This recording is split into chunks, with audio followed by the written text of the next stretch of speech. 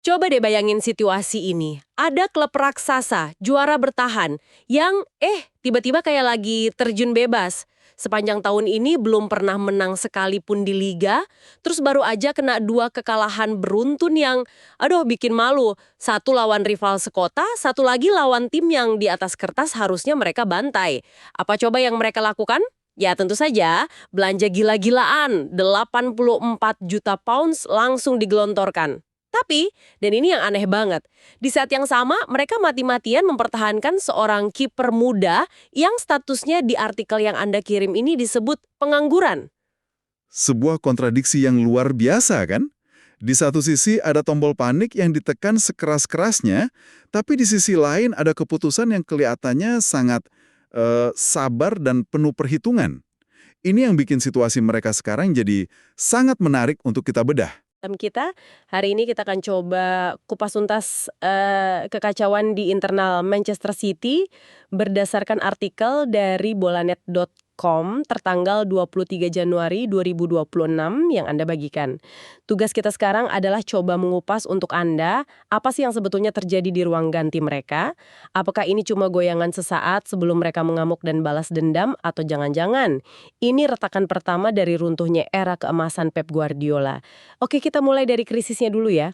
Sumber Anda ini melukiskan gambaran yang cukup kelam buat City. Mereka kalah beruntun, pertama di derby Manchester melawan United. Kalah derby itu selalu sakit kan, soal gengsi satu kota. Lalu yang lebih bikin kaget, mereka tumbang lawan Bodo Glimt di Eropa. Dan ini bukan sekedar 2 kekalahan biasa. Kalau kita lihat bingkai yang lebih besar, ini adalah puncak gunung es loh. Artikel itu menyebutkan satu fakta yang, untuk standar City, itu bikin geleng-geleng kepala. Mereka cuma menang 2 kali dari 7 pertandingan terakhir di semua kompetisi. Wow, 2 dari 7? Iya. Bagi tim yang terbiasa menang hampir setiap minggu, catatan seperti ini udah masuk kategori bencana. Bencana? Atau mungkin sebuah koreksi yang memang sudah seharusnya terjadi? Ada yang bilang dominasi mereka selama ini bikin mereka sedikit terlena. Jangan-jangan kekalahan ini justru alarm yang mereka butuhkan. Itu sudut pandang yang menarik. Bisa jadi ini shock terapi. Tapi manajemen sepertinya tidak melihat ini sebagai alarm yang butuh direnungkan, melainkan sebagai kebakaran yang harus segera dipadamkan. Respon mereka sangat instan dan, terus terang, sangat khas klub kaya. Selesaikan dengan uang. Tepat. Selesaikan dengan uang. Langsung keluar buku cek ya. Total 84 juta pounds untuk Antoine Semenyo dan Mark Wehi. Ini terasa seperti panik buying bukan sih? Bukan perencanaan matang, tapi lebih kayak menambal kapal yang bocor di tengah badai. Saya setuju, itu kelihatannya seperti itu. Tapi bisa juga kita lihat dari sisi lain. Mungkin ini bukan kepanikan, tapi justru sebuah ketegasan. Manajemen melihat ada lubang. Terutama karena artikelnya menyebut ada badai cedera, dan mereka langsung kasih Guardiola alat yang dia butuhkan tanpa menunggu musim panas. Guehi datang untuk memperkuat pertahanan yang goyah, Semenyo untuk menambah daya gedor di depan. Oke. Ini bisa dibaca sebagai sinyal kuat. Musim ini belum selesai, kami masih bertarung. Menurut Anda, ini lebih menunjukkan kekuatan finansial atau justru, kerapuan strategis mereka? Wah, pertanyaan bagus. Mungkin keduanya. Mereka punya uang untuk menutupi kesalahan perencanaan, tapi fakta bahwa mereka harus melakukannya di tengah musim menunjukkan ada yang salah dengan rencana awal. Tapi yang tidak jelas, dan ini yang membuat saya bingung, adalah apa yang terjadi dengan pemain mereka yang lain. Di saat mereka panik membeli, mereka juga membuat keputusan-keputusan aneh soal pemain yang sudah ada di skuad. Kita masuk ke drama kiper ini, namanya James Trafford, kiper muda, dan menurut sumber Anda, situasinya absurd. Dia cuma main 270 menit total di 3 laga Premier League. Sedikit sekali.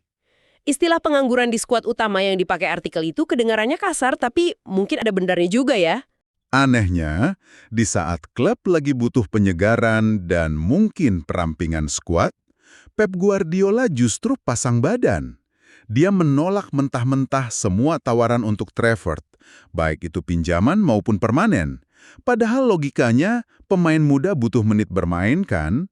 Kalau di City tidak dapat, kenapa tidak dipinjamkan saja? Nah, di sini ceritanya jadi makin berlapis.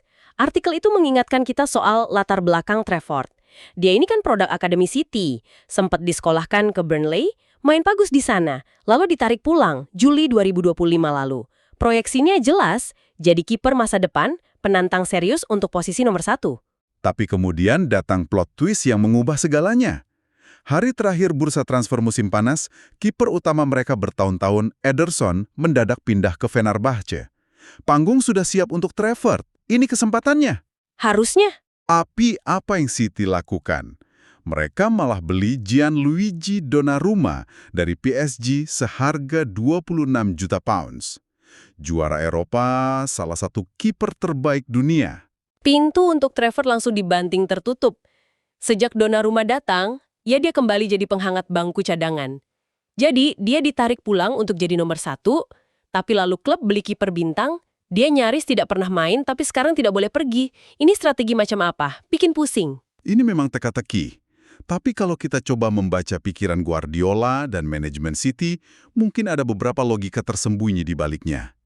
Pertama, dan ini yang paling mungkin, adalah soal aturan homegrown player untuk kompetisi Eropa. Oke. Setiap tim butuh sejumlah pemain didikan akademi sendiri. Kehilangan Trafford bisa membuat mereka pusing soal registrasi pemain nantinya.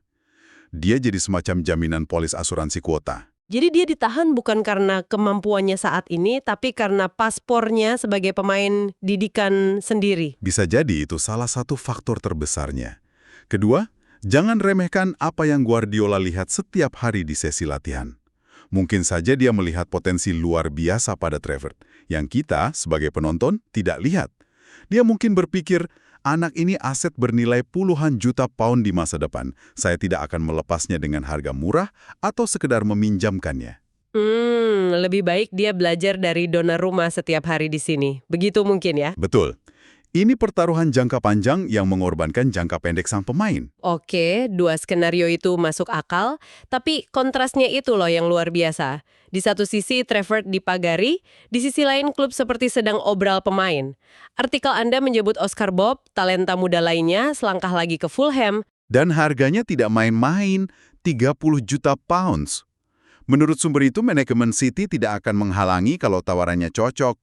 Jadi, ada pemain muda potensial yang dilepas demi uang, sementara pemain muda lain yang menganggur justru dipertahankan mati-matian. Belum lagi kiper yang lain? Betul, Stefan Ortega Moreno, kiper keempat, yang secara terbuka dipersilahkan cari klub baru. Nasibnya beda 180 derajat dengan Trafford. Jadi kalau kita lihat, ada uang 30 juta pounds yang berpotensi masuk dari Bob, dan mereka baru saja menghabiskan 84 juta. Ini terasa seperti perputaran uang yang sangat cepat dan reaktif ya. Menjual aset masa depan untuk menambah lubang di pertahanan dan lini depan saat ini juga. Tepat. Dan jangan lupakan satu nama lagi yang ceritanya paling tragis, Calvin Phillips. Oh iya, kasihan sekali dia. Gelandang yang dibeli mahal dari Leeds tahun 2022 datang dengan ekspektasi setinggi langit, tapi gagal total. Sekarang dia juga ada di etalase penjualan, berusaha menyelamatkan karirnya dengan status pinjaman. Kisah Phillips ini sebenarnya cukup menyedihkan ya. Dia anak emas di Leeds, calon kapten masa depan Inggris, lalu pindah ke City dan karirnya seolah membentur tembok raksasa. Ini pengingat betapa sulitnya masuk ke dalam sistem Guardiola yang sangat spesifik itu.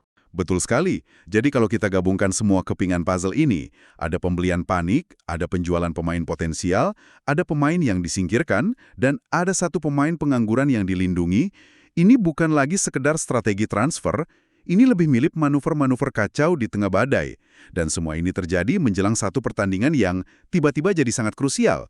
Melawan Wolverhampton di kandang, di atas kertas ini laga yang harusnya mereka menangi. Tapi dengan semua drama ini, tekanannya jadi luar biasa besar. Panggung untuk sebuah amukan balas dendam sudah tertata sempurna. Pertanyaannya, apakah mereka mampu melakukannya? Laga melawan Wolves ini jadi lebih dari sekedar perebutan 3 poin. Ini adalah ujian litmus, momen pembuktian. Semua mata akan tertuju pada para pemain baru. Apakah Guehi dan Semenyo bisa langsung nyetel dan memberikan dampak instan? Pasti tekanannya besar banget ke mereka. Sangat besar. Datang sebagai penyelamat dengan harga mahal.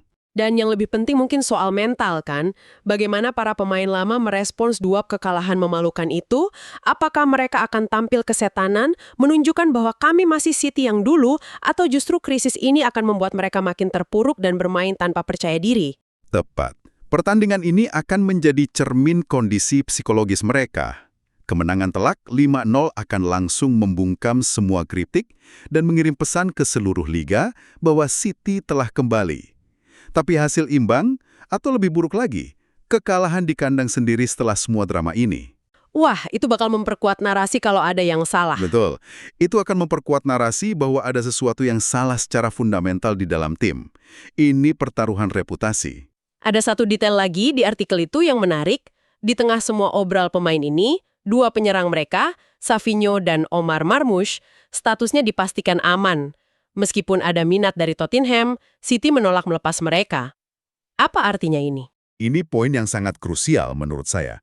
Ini menunjukkan bahwa meskipun ada perombakan dan manuver reaktif, mereka tidak membongkar mesin utama mereka. Mereka sadar bahwa untuk membalikan keadaan di sisa musim yang berat ini, mereka butuh semua daya gedor yang mereka miliki. Masuk akal. Mempertahankan Savinho dan Marmoush adalah sinyal paling jelas bahwa mereka belum menyerah. Mereka masih bertekad untuk berjuang, bukan sedang membangun ulang dari nol. Jadi laga melawan Wolves ini menjadi titik pertemuan dari semua kekacauan itu. Ada krisis performa, ada strategi transfer yang membingungkan, ada tekanan dari belanja besar, dan ada keinginan membara untuk membuktikan bahwa era dominasi mereka belum berakhir. Semua drama 1 bulan terakhir ini akan dipertaruhkan dalam 90 menit di Etihad. Oke, jadi kalau ditarik benang merahnya, kita melihat potret Manchester City yang sedang berada di persimpangan jalan. Mereka dihantam krisis performa yang tak biasa, merespons dengan belanja darurat, sambil membuat keputusan-keputusan transfer yang penuh teka-teki. Semuanya akan bermuara pada satu laga kandang melawan Wolves, yang bisa jadi penentu arah sisa musim mereka. Persis. Ini adalah momen di mana narasi bisa berbalik 180 derajat. Mereka bisa keluar dari terowongan gelap ini dengan kemenangan meyakinkan dan berkata, "Kami kembali." Atau mereka bisa terperosok lebih dalam lagi ke dalam lubang krisis. Tidak ada jalan tengah dalam pertandingan seperti ini. Kalau begitu, apa pikiran penutup yang bisa Anda berikan untuk direnungkan oleh pendengar kita? Melihat semua data dari sumber yang Anda berikan, pertanyaan yang tersisa untuk Anda renungkan bukan cuma soal apakah City akan mengamuk melawan Wolves. Itu pertanyaan jangka pendek. Pertanyaan yang lebih dalam dan lebih fundamental adalah ini. Jika sebuah tim yang dibangun dengan presisi, filosofi yang jelas, dan perencanaan matang seperti City-nya Guardiola, mulai membuat keputusan-keputusan yang terlihat reaktif, panik, dan bahkan kontradiktif saat mereka tertekan, apakah ini pertanda bahwa fondasi super kokoh yang dibangun sang manajer selama bertahun-tahun ini ternyata tidak lagi cukup kuat untuk menahan badai? Apakah retakan yang kita lihat sekarang ini cuma masalah di permukaan, atau ini adalah gejala awal dari kerapuhan yang jauh lebih dalam di inti sistem mereka?